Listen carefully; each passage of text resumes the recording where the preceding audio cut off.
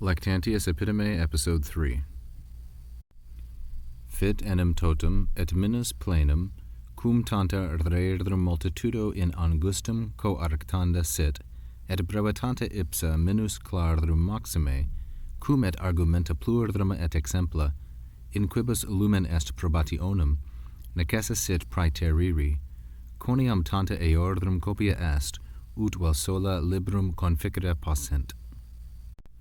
For the whole thing becomes fit totum, et, both minus plenum, both less full, because tanta multitudo, such a great number of topics, in angustum coarctanda sit, is compressed, or must be compressed, into such a narrow spot. Coarctanda is a gerundive.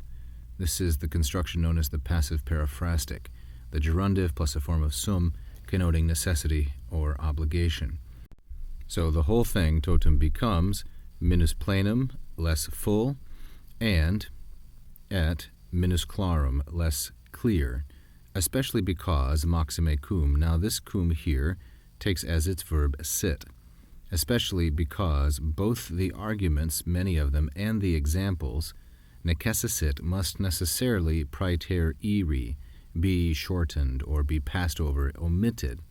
Those arguments and examples in quibus lumen est probationem, on which the lumen probationem, the demonstration of the proofs, depends. If we look here more closely at the grammar, we see that the subject is praeteriri, the passing over, and praeteriri is a present passive infinitive from the irregular verb praetereo, praeterire, like so.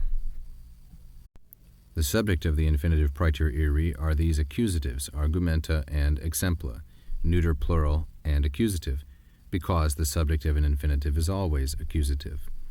The verb of which praeteriri is the subject is sit, and necessa is the predicate of praeteriri, and thus is neuter, singular, and nominative to agree with its predicate.